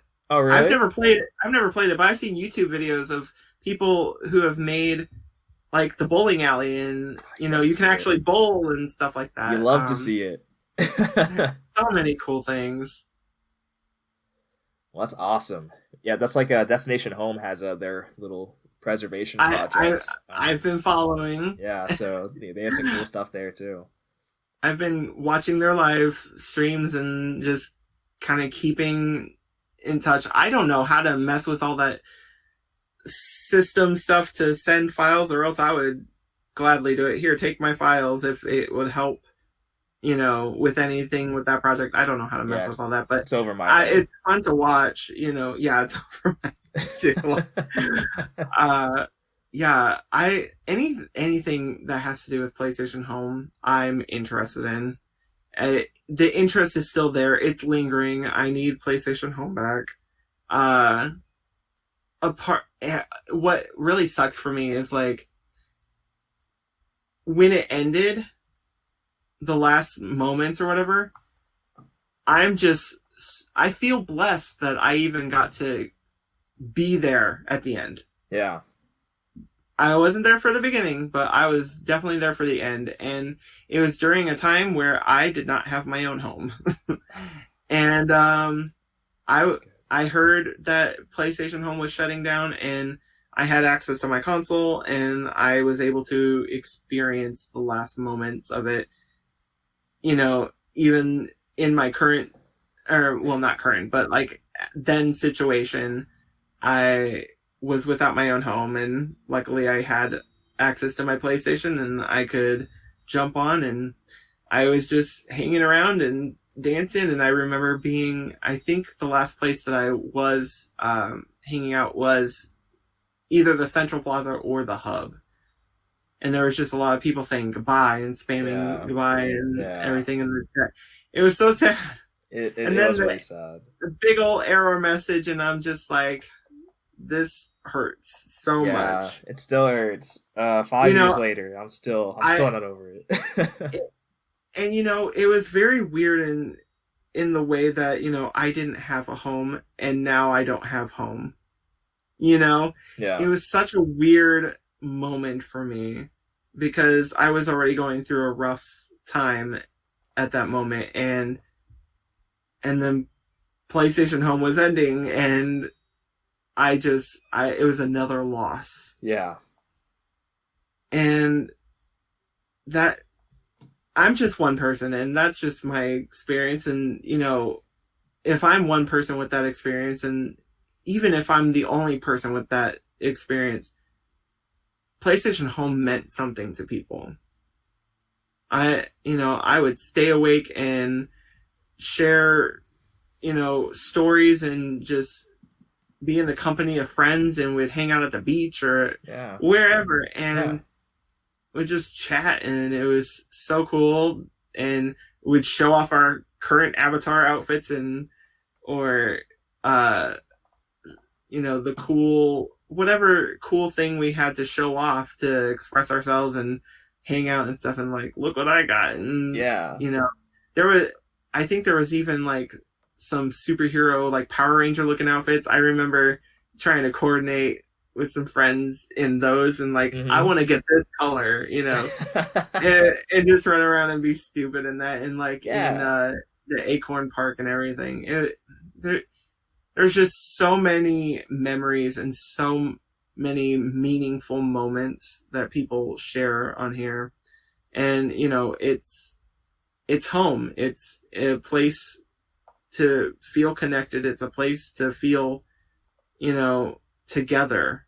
And we need that. And, some people, like, for me, I think one of the biggest things that I've also grown from and taken from it was overall my own experience with identity. I found my identity through games like PlayStation Home. And so I identify as female. I'm a trans woman. And at the start of me playing PlayStation Home, I wasn't sure. I didn't know much, Yeah.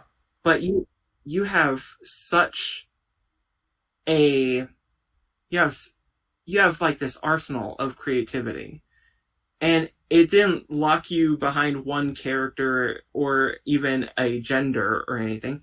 You had access to male assets, female assets, and I would always interchange, And while it may have felt like to some that there's some deceit there or something, like, oh, you're not really this or that. And it's just like, calm down. You're probably 11 on your PlayStation on the opposite end of the world. Calm down. Like, calm down. This is virtual reality. You ain't buying no plane tickets. Shut up. Sit down. And people would act up so much, and I did. I gained some friends and then I lost some friends. Like I mentioned earlier, some of my fonder memories are the ones that are more painful. And, but I still hold those memories. And,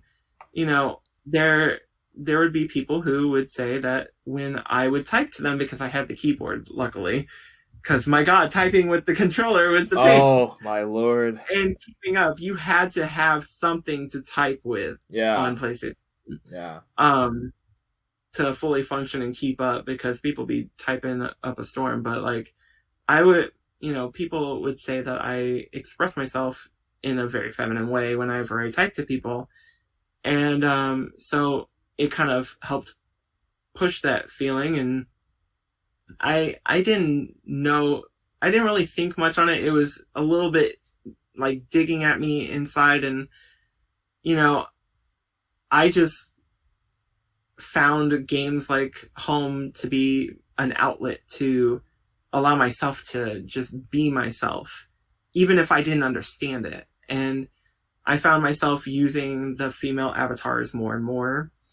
And then when the conversation would somehow steer to, it would always inevitably steer towards, what are you like in person? Can I see a pic? Can I, what do you look like? Or, certain details to me in real life. And then it's just like, well, this is awkward because here I've been presenting, this one way that you thought, and then it gets to this, oh, you're not that. And then whenever it would be spoken about, like, oh, you're not really a girl or anything, it would really hit, because I would get defensive, and I'm like, there wasn't the language for me. Yeah. I didn't really know how to express that, but I just felt offended that you're attacking my identity. Yeah. And I don't even, I'm still in that discovery thing. And, video games really helped with bringing that out. I kid you not, I lived on PlayStation Home, and I would have all the cool stuff. I remember the like anime style, like hair that had the long ponytail, and it looked really cool. I know a lot of people had that one, but I wore that one a lot. There's a lot of cool outfits and stuff, and I had room to express myself, and it was, I didn't need to change anything about me physically or anything. I got to play around and not only know, but like learn who I was, and I owe a lot of that to PlayStation Home. And, you discover who you are. You can, be a giant blob with a pink mohawk and, some random ass skin tone or whatever. And, or you can be more serious, or, you can wear what you wanted that you had access to. You unlock cool features to customize with. And there's so many people who need stuff like that. You've got like in Animal Crossing, especially, you're not confined to anything. You're just a character, and you can wear whatever you want and have whatever hairstyle you want. A lot of these games are becoming more, I guess, unisex, or not really held by gender. Like, I was surprised with the new Tony Hawk remake. Mm-hmm. When going to create a skater, you don't pick a gender. You pick a face. There's a whole like list of faces, different shapes and everything, more feminine or masculine. Yeah. And you can do whatever the hell you want. The guys can wear makeup. The girls can have facial hair. That's interesting. My reaction, I was on Twitch streaming, and I was like, oh my God, that's so cool. That's really cool. Yeah. Was like, it was a nice surprise, because we need more games like that. We need more spaces to be creative. We need more spaces to escape to. We need more spaces to be ourselves and be comfortable around people. And it's not always, you can just say what you want behind a keyboard, or be whoever you can be whoever you want. This is your outlet. This is a way to fully express yourself. Yeah, you've got the little, the kids who want to be a part of a gang or clan or whatever, like, you want to join my fam? Oh yeah, the fams. That's what they're called. I was not playing with that. Like, people would ask me, just run up and ask me, hey, you want to join my fam? Yeah. I'm like, what the hell's a fam? What's a fam, dude? I was so confused. Family and stuff. I'm like, you want to like be a couple and get married? Can we have kids in this game? What are you doing? Like, but everybody wanted their little clubs and cliques and everything. But, there's just so much to like express yourself with. And that's important, and to be yourself. And you have that freedom. You have the, especially right now, you can't really go outside your home. Wearing masks on your face and everything. And, if you had it might die down, but, after things settle down in the world, whenever that day comes, and, you might have people pull away from something like PlayStation Home, or you might have people that are in it for the long haul because they spent months in their homes, sitting down with a controller in their hand and running around and being free to have the most basic human need, and that's togetherness, to be social. Even if you have social issues, you need connection.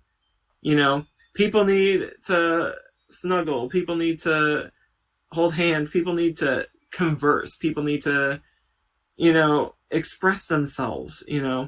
One thing that was really cool, like the game that I play, 3DX, like I would come home from work and I'm like worn down, I'm tired, I'm beat down, whatever.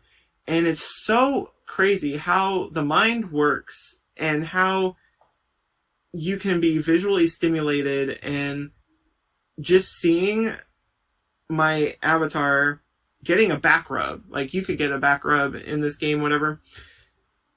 I just melted. I'm like, this is amazing. No one's physically touching me, but I feel it. You feel that connection. You get these sensory overload kind of things, and something that I'm a big fan of too. I know there are some people who it's not for them, but like ASMR, like I'm really big into that stuff, and like even the sounds and everything.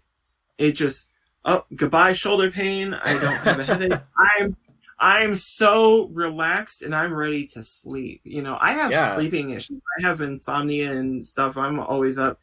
And, something that helps me a lot of times is like stimulation from sounds. Like whenever it's raining outside, bye, good night. Yeah. I think everyone can relate to that. Rain outside during sleep, amazing. Having like ASMR kind of thing that relaxes me. It calms me whenever I'm having chest pains. Anxiety, go away. It helps me most of the time. And to have that kind of stimulation, and to have even a visual stimulation, like seeing my character like laying down and having their back rubbed, amazing. I feel amazing, and it just calms me. And just have that sort of interaction, like just to be around someone and chill, and you can dance with someone. And usually whenever I would be in like SingStar or any of the dance spaces in PlayStation Home, you see whatever is going on the screen with the avatars. I don't know if I'm like one person, but I'm always like dancing in my seat. I'm just like vibing to the music. If I have headset on or something, I'm just like as if I'm in a club myself, whatever. Yeah. I don't need to leave my home. I don't need to waste gas to do this or go here, and I don't need to spend hours getting dressed or whatever. Yeah. I just sit in my ass down and I'm playing this virtual space, and I'm living life, Yeah. That's how I would choose to live life. You've got all these cool like video games and movies and books and stories that depict a cyberspace, and like Ready Player One. I love that movie. That is so cool. Mm-hmm. And they show off like the headsets and like having a bodysuit where there's like sensory, like you can actually touch or feel blasts or Yeah, whatever. yeah. And it's so cool. And then you've got movies like Gamer, the one with Gerard Butler in it. It was like Okay, I've heard kind of of that one. futuristic shooter. Watch it. It's super cool. Okay. It's like these prisoners have a chance to win their freedom, but they have to like get something installed in them to where someone takes control of them like it's a video game. And they have like this arena space and they're like shooting each other and whoever survives kind of thing. Oh, and Jesus Christ. whoever wins so many matches or something gets their freedom. And there's this kid in control of this guy who's in prison or whatever. He just wants to see his family or whatever. And he has to rely on this kid to win all these matches and stuff. It's such a cool movie. Definitely a watch, but things that have like video game aspects or virtual worlds, like in the anime .hack, I live for stuff like that. Like just being in a fantasy, a virtual space, you know. Yeah, for sure. There's an audience for it. There's a calling for it. They keep making movies about it. It's in your face. It was such a big advertisement, you know, thing. You know, if a lot of people are going for these esports and, you know, getting excited about seeing people play Overwatch or Fortnite or whatever, Yeah, in these esport like fashions, and you know, it's there. It's right there in your face. Yeah. The advertisement, you know, potential. You're not gonna get I'm watching someone on Twitch, right? And then you interrupt what I'm watching just to show an ad that's unrelated to me. I don't give any care about. you're just interrupting my viewing, you know? yeah. It's super invasive. You know what you can do with that advertisement? Utilize it in a virtual space, have it plastered all over. Oh, cool. There's like this cool, you know, I don't know, sunglasses. You want to sell me sunglasses or whatever? Yeah, yeah. Or toothpaste or something? Slap a bunch of posters in a virtual space that I hang out in all the time. Heck, make a fun mascot character of, you know, some toothbrush character and let me run around with a toothbrush as my avatar with googly eyes or something. Yeah. That's how you're going to get me. I'm going to go out to the store and try out your product, you know? Yeah. They're interactive and you can choose to interact with them. So it's much different from being forced upon you. Like with the Killzone 3 thing that we were talking about. Yeah. You had that advertisement. I wanted to play that game. I never got into that game. I'm also particular about playing things in order and stuff. But it was really cool, you know? You had it, PlayStation. You had it. And you had us, and we were spending money, and we'll keep spending money. Just give us PlayStation Home. Even if it's not on PlayStation 5, like, give it to us. You know, make some deal for PC. A lot of people have computers, you know, branch out a little bit, you know, something that lives past the system. I think something that was problematic is like the PS3 was ending its life and jumping into the PlayStation 4. Yeah. It kind of makes sense, but also poured it over. Like, you know, you need it would be cool to have it on the PlayStation 5, but what's to secure it down the road? If they had PlayStation 5 now with PlayStation Home, you know, make sure there's some security behind it. You've got some of these games. One of the things that is cool, but also a double-edged sword with the launch titles is some of them is available on PlayStation 4 and allowing you to upgrade, you know, to the more PS5 version, whatever. Yeah. And so I'm like, okay, cool. I can still play this on PS4, and then whenever I can get a PS5, I can upgrade it or whatever. Have that sort of thing in place with PlayStation Home. Have it be upgradable, like move it over to the next system if you're going to keep it on the platform. But like, bring it back. Hell, you can even do it back. What's it called? Cross-platform. You can even do that. Yeah, just keep it on there. You have the two communities.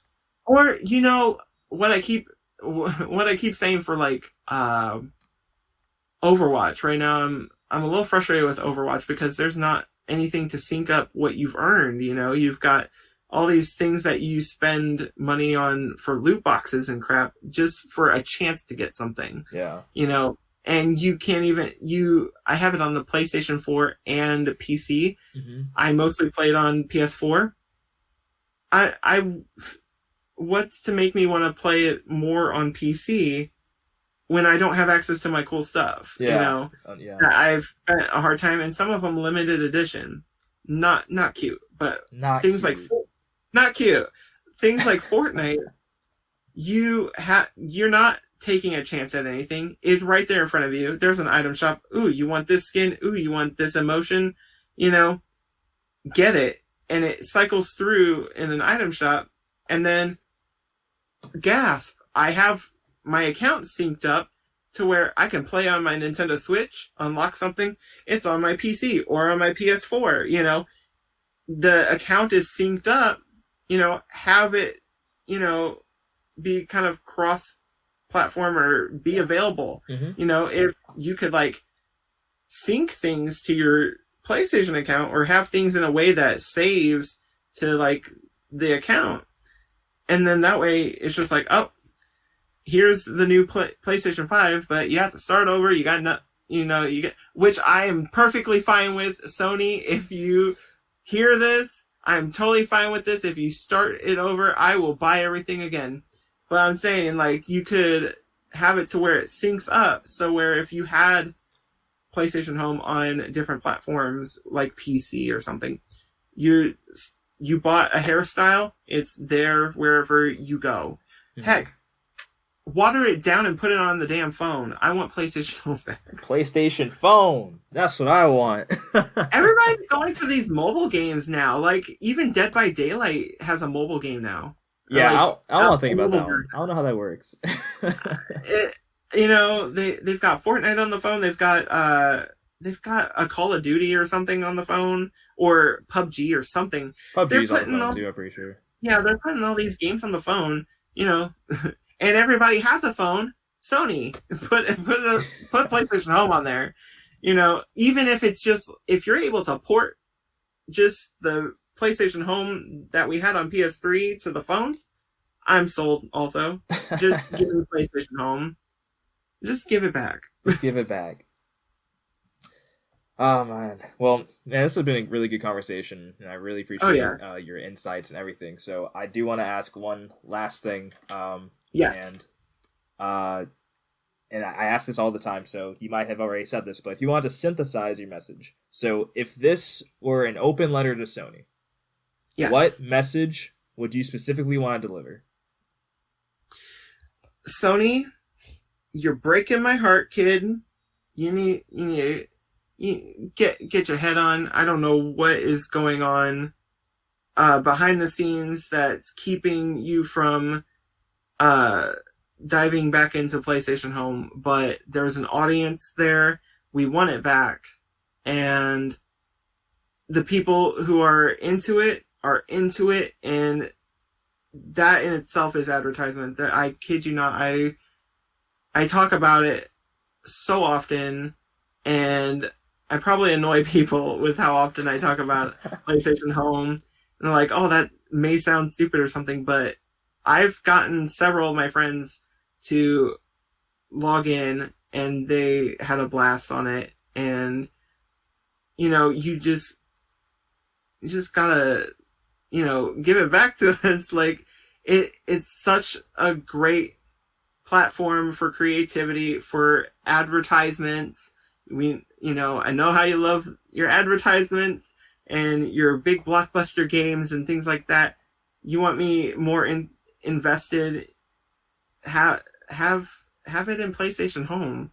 PlayStation Home, everything's connected. That's what we want. Okay. Well, thank you for the message, and I'm definitely going to deliver that. So we'll put that out on the Twitter account, and we'll blast as much as we can to Sony so they get that. Is there I'm gonna anything share else? We'll share it. I'm sharing it right now as we speak. You As haven't we even typed speak. Is there anything else that we didn't really talk about that you'd like to touch on? Is there anything else that you want to just discuss? I feel like mostly everything got out there. Like the main focus of this right here, us talking, is our love for PlayStation Home. Definitely. That's apparent. You are into PlayStation Home. I'm into PlayStation Home. The people that you've spoken with before are into PlayStation Home. There are people in, forums and Twitter and different other social media platforms that talk about PlayStation Home, what went wrong, why it left us, to try and make sense as to why it's not here. And everybody's just walking around in agony. There's this tone of agony, like the people who were on it loved it, and there's always room to grow and have more people.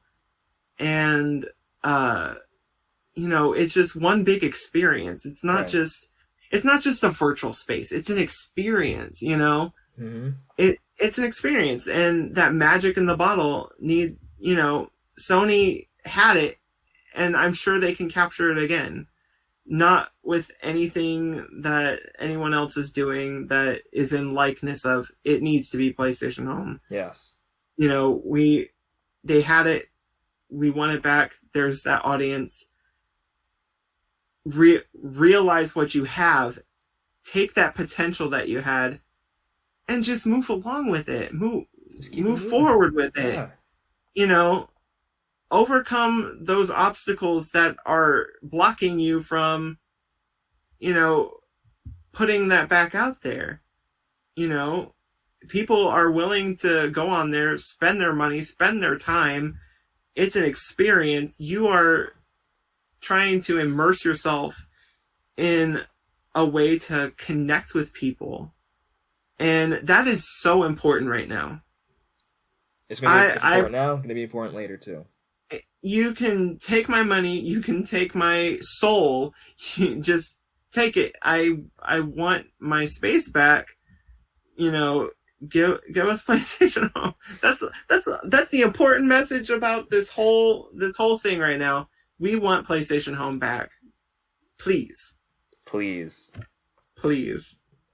you gotta throw in that please, because you gotta throw in the pretty please.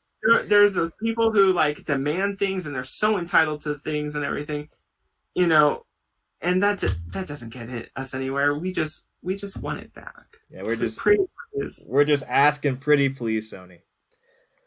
Well, Nico, thank you so much for taking the time to talk, and thank you for really opening up about your experiences about finding your identity in home. I feel like a lot of people, they grew as a result of home, and you're no different, and you have an amazing story to tell. So thank you so much for sharing that with us and allowing us to be the people that amplify that story.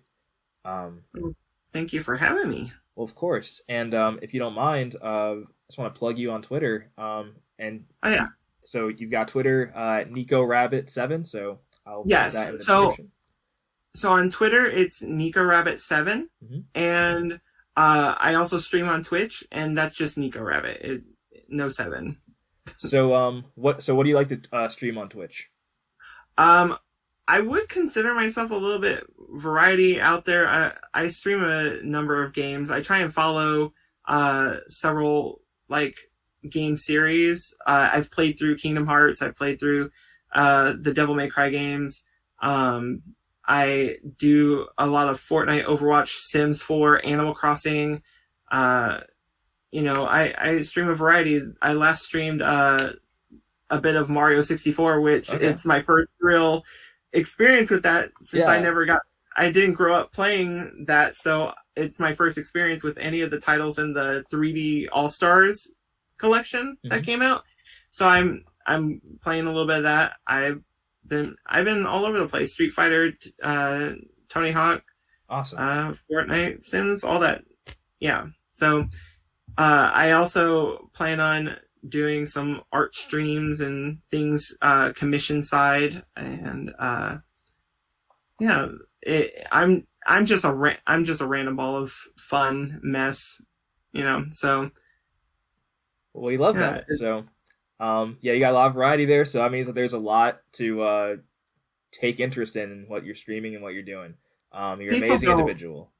People don't watch me for the games that I play. They want to hear the absurd things that I say, because I talk all kinds of crazy. I kid you not. And the games are just in the background. They're really there for me, but the game, if you like those games, Dead by Daylight, Overwatch, all that stuff, you can eventually find me playing it. I'm just random like that. Well, you have an amazing personality, so of course people want to come for the game, stay for the personality. Thank you. Of course. Well, Nico, stick around. But as for everyone else, thank you guys for tuning into this episode of No Place Like Home. We know it was a long one, but it was a really good conversation. So we hope you take the time to go through it and listen to what Nico has to say. Really amazing insights. So thank you guys, and I'll catch you later. Thank you so much for tuning in to this episode of No Place Like Home. We want to thank Nico again for coming on to share her passion for PlayStation Home and her dedication to keeping home alive in other games she plays. What you do is awesome, we love it, and we hope to continue seeing you on Twitter. If you'd like to support Return Home PS5, follow us on Twitter and Instagram at Return Home PS5, and be sure to visit our website at timetoreturnhome.com for more information. If you'd like to be a guest on No Place Like Home, you can reach us at our email address, info@timetoreturnhome.com. Until next time, stay safe, stay healthy, and never forget that there's no place like home.